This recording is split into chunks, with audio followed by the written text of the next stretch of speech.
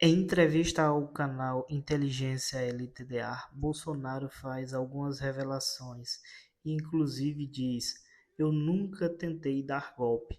O que ele quer é achar uma forma de me incriminar, mas até o momento não encontrou nada.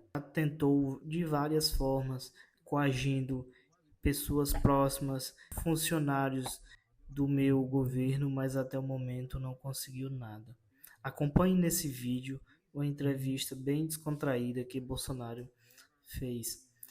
Não se esqueça de se inscrever no canal, compartilhar e curtir o nosso vídeo para que a gente continue crescendo o nosso canal. Foi em julho de 21.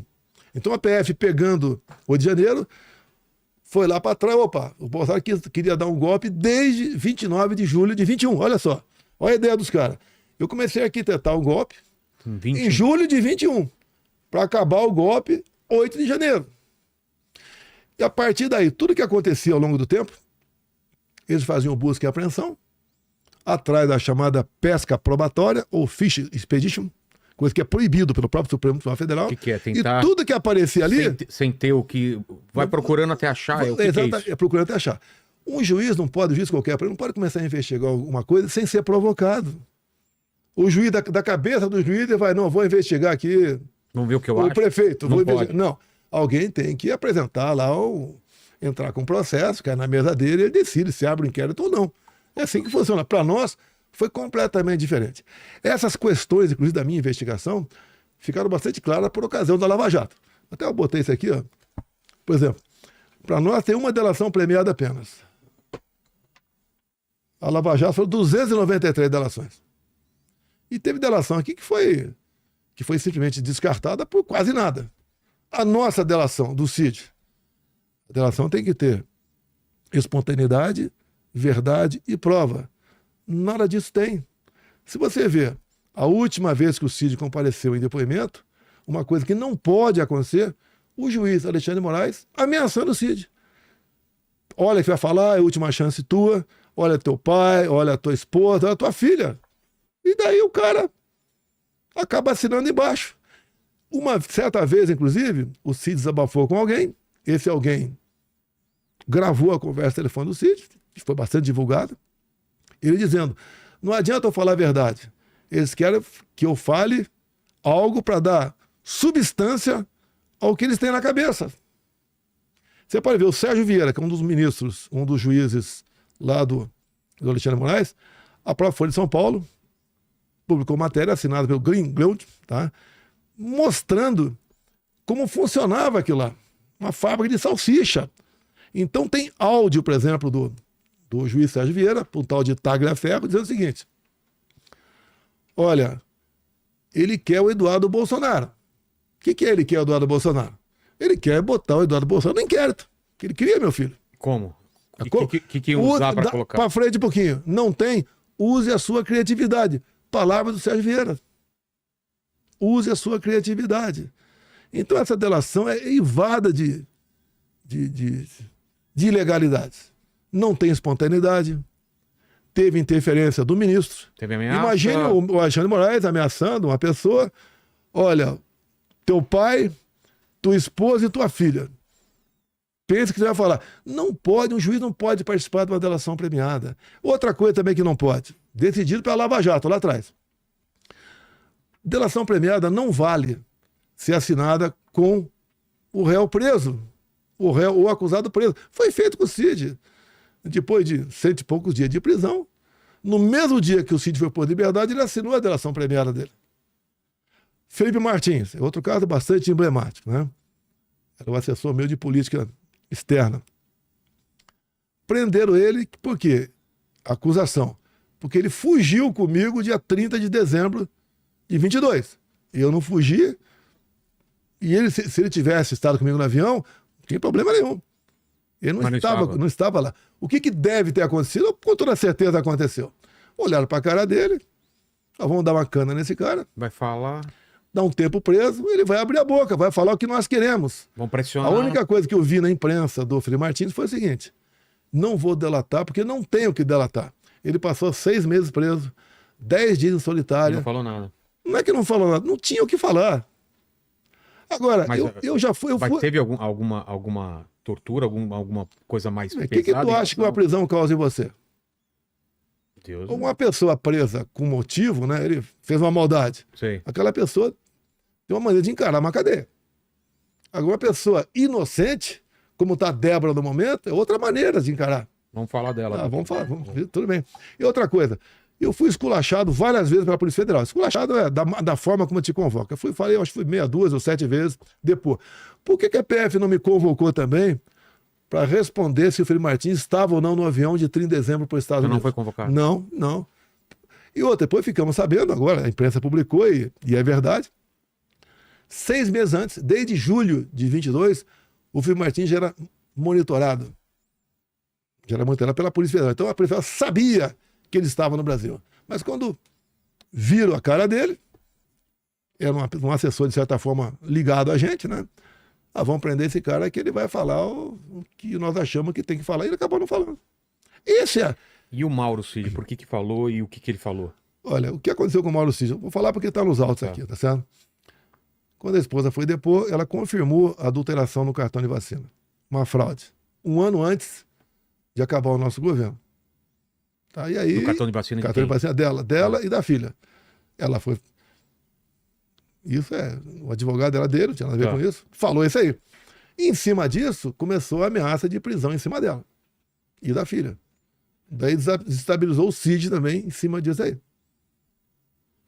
O meu cartão falsificado. Eu tive 2 vezes falsificação de cartão comigo. Primeiro foi em Peruche, São Paulo. Cartão do quê? Vacina meu? Vacinação. Apareceu que eu havia... Apareceu no SUS, né? Que eu havia sido vacinado. Tá.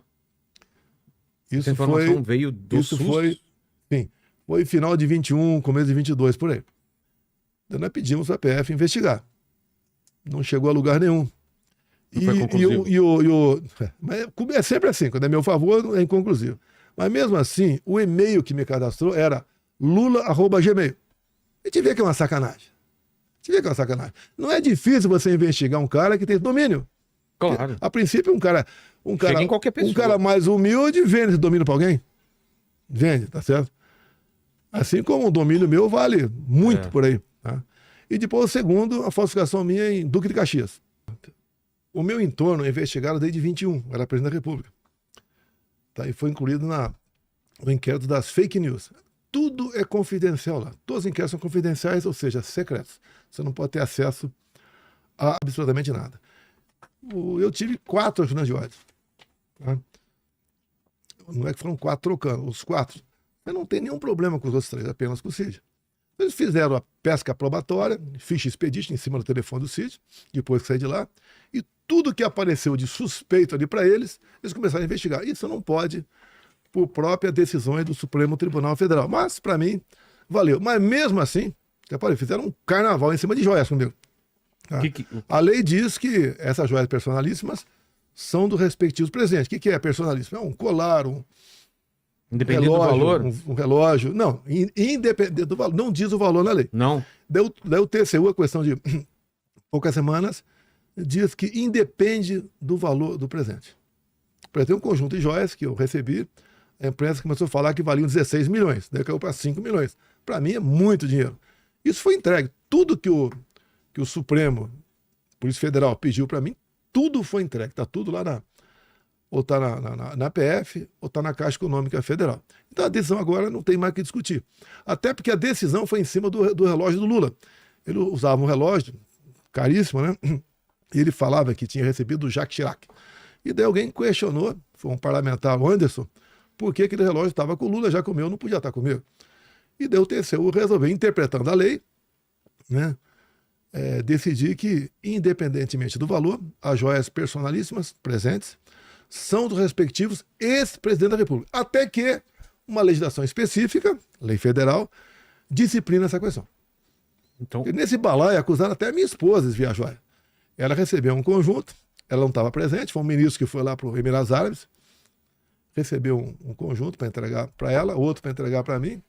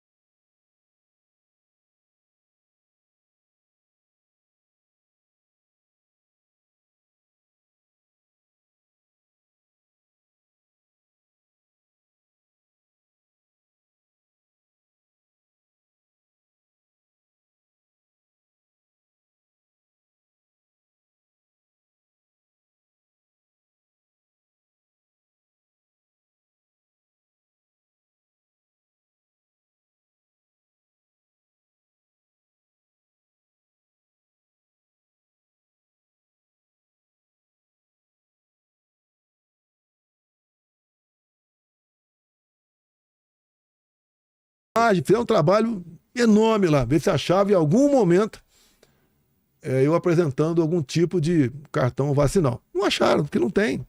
Que quando eu vim embora, eu lembro, eu fui numa farmácia lá, paguei $45 para fazer o teste de PCR ali, né? PCR. Eu não deixo furo, eu procuro fazer a coisa certa. Tá certo? Quando falo em joias também, para se enriquecer... A gente falou em janeiro de 21, aí pra gente chegar lá na... Então ali, a partir dali começou o trabalho da Polícia Federal.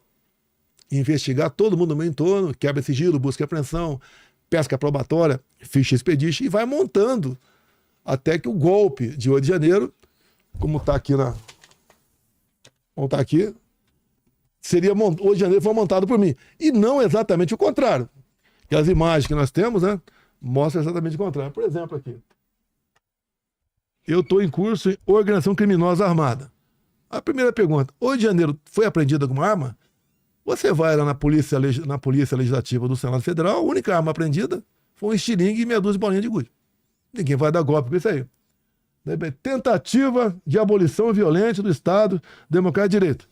Nem eu, nem os que estão sendo punidos, nem a Débora. O que é essa tentativa? Você não vai dar golpe num domingo. O Lula estava em Araraquara. Estava lá, foi visitar Por que Araraquara? Era o município que o prefeito é dele, o Edinho do PT.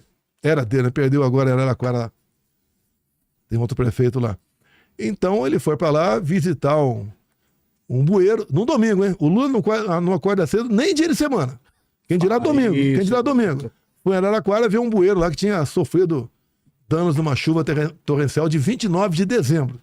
Ele tinha que estar fora de Brasília. Foi tudo armado por eles para simular isso que está sendo acusado agora aqui, semelhante, eu digo semelhante, porque não é igual, ao 6 de janeiro dos Estados Unidos. Porque quando houve o 6 de janeiro do Capitólio, o Trump ainda era presidente. E acusaram da mesma coisa.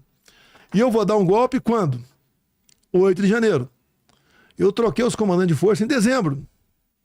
Daí dizem mais ainda que, nesse momento, tá, com aquele quebra-quebra, né, que a turma da esquerda fez antes do pessoal simpático quando nós chegar lá, o Lula decretaria uma GLO.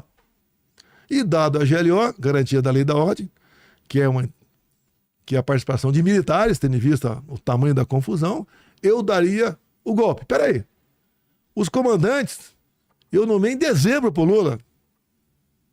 Se eu quisesse tentar fazer alguma coisa, seria antes. E não depois que entreguei tudo para ele. Eu estava nos Estados Unidos. Dei 3 tuitadas naquele 8 de janeiro condenando o que aconteceu. O que você lembra dos tweets? Dá para você ler aqui. Tem aí? Não tem problema aqui. Mas o pessoal cobra de você uma coisa mais enérgica, de falar pro pessoal... Olha só. Não façam, saiam daí. Não, mas tenho. Deixa eu ver aqui, ó. Eu tenho live minha de 30 de dezembro falando ao pessoal: olha, dia 1º não vai acabar o mundo. Vamos continuar com tranquilidade. Tá? Dia 2 de janeiro, eu fiz um pronunciamento à nação, com toda a imprensa presente. Quando eu falo lá, ainda vou sentir saudade da gente. Mas esse daqui... Aqui é o dia 8. Ao longo do meu mandato, sempre estive dentro das 4 linhas de Constituição, respeitando e defendendo as leis, a democracia, a transparência e a nossa sagrada liberdade. Mas tinha gente com cartaz falando sobre o artigo 142, né? Nesse de 8? Não sei. Isso... Não. Antes, né? Lá nos quartéis e tal, lembra? Não. Falavam AI-5. Inclusive eu pegava no pessoal, procura quem tá o cartaz. O que é AI-5? Eu não sabia o que era. Tá usando esse cartaz por quê? O que é artigo 142? Ele não sabe o que é. Mas o artigo 142 permite intervenção militar? Não, 142 é quando você tem estado de sítio. Sítio. Não. Vamos lá. Falam que eu ultrapassei a linha da cogitação. Peraí, isso. Você falou estado de sítio. Então vou te responder. Tá. Como é que começa o estado de sítio? O presidente convoca os conselhos da República e da Defesa. Eu convoquei algum conselho? Que esse conselho está ali, lida a maioria da Câmara, da minoria, do Senado, ministros, presidente da Câmara, presidente do Senado, não tem nada disso. Então não existe a conversa de estado de sítio.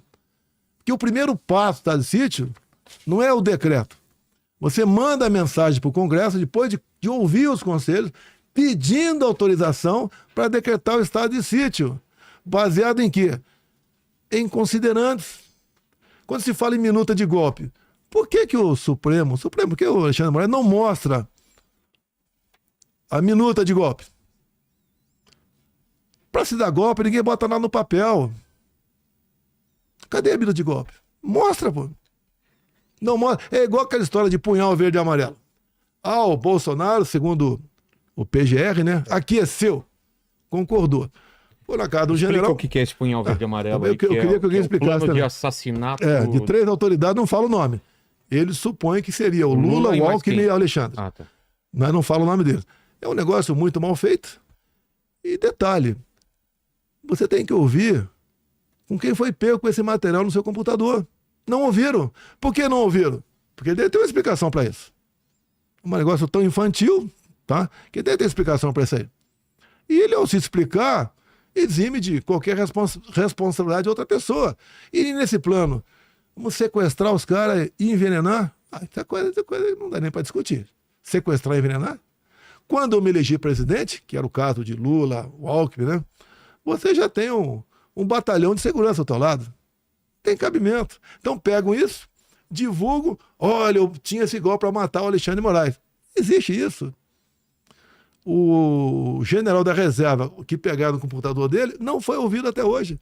Porque fica a narrativa perante a opinião pública que tinha um plano para assassiná-lo. Eu achei que o artigo 142 diz: as Forças Armadas constituídas pela Marinha, pelo Exército e pela Aeronáutica são instituições nacionais permanentes, regulares e organizadas com base na hierarquia e na disciplina, sobre a autoridade suprema do Presidente da República e destinam-se à defesa da pátria, garantia dos poderes. Então já não é golpe porque são dois poderes, não tem um sobre o outro. E por iniciativa de qualquer um desses, da lei e da ordem.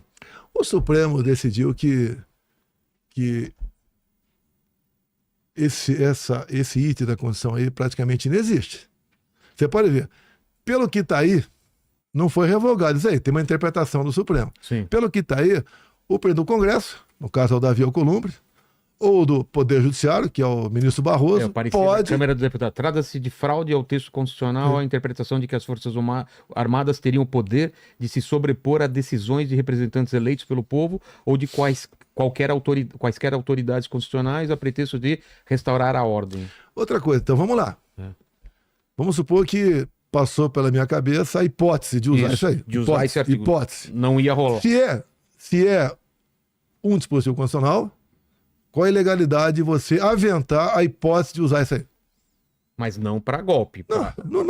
Se você não vai dar golpe com a Constituição. Golpe sim. você dá. É igual golpe. O próprio atual ministro José Múcio, o próprio José Múcio, na defesa, no Roda Viva de poucos meses, ele falou que não foi golpe. Golpe é povo, sim, tem Força Armada, tem tanque e tem uma liderança. E tem alguém financiando. No meio do caminho, a PF achou... Eu tinha na minha economia, mais ou menos 800 mil reais. Tá. Total da minha vida toda, 800 mil reais. E eu transformei em dólar no Banco do Brasil e depositei no BB América, porque eu fui para os Estados Unidos, não sabia quando ia voltar. A PF... Você vai para os Estados Unidos quando? Eu fui dia 30 de dezembro e voltei final de março. De 22, voltei final de março de 23. A PF divulgou, essa turma da PF do Alexandre de Moraes, divulgou que era a grana do golpe. Você vai dar golpe com 140 mil dólares. Não, eu acho que... E vai botar nos Estados Unidos a grana. E dá para... É muito inteligente. Dá para 10 minutos de golpe essa grana aí. 10 minutos de golpe. Então não tem cabimento as acusações que fazem contra mim. Meus advogados já pediram, por exemplo, a planilha, a minuta de golpe. Como pediram também, porque a delação premiada, ela tem que ser gravada desde a sua qualificação até o finalmente daquele dia. Acabou a oitiva hoje. Não é só a hora que ele está respondendo. Quando o Cid fala que ele toda hora parava o depoimento e pressionava para ele falar o que eles queriam, nós pedimos os vídeos de toda a delação do Cid. E não tem? Não entregaram ainda. Tá. Entregaram um calhamaço de coisa, né? Mas tudo foi gravado. Tem que ser gravado, isso não vale, meu Deus do céu. Não vale. Tem um lapso de tempo, não vale. Não vale. O que foi vazado aí foram recortes. O que foi vazado para o pessoal saber? Não, os recortes. Daquela reunião... Os recortes, o provedor Alexandre de Moraes, ameaçando o Cid, a tua esposa, a tua filha. Isso tem. Isso ele vazou. Só isso aí já é motivo para anular a delação. A pesca probatória, ficha de pedinte, também é motivo para anular a delação. Na última vez que o Cid foi depor, tá, o MP foi pronto para revogar, para anular a delação e até prender o Cid.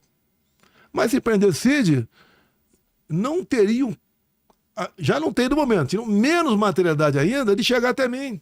Porque eles querem sou eu, não é a Débora, coitada. Ele quer eu. Ah, não, claro que não. Quer a Débora. Débora estão botando 14, 17 anos, pode dar 30 para mim. Mesmo eu não estando no Brasil.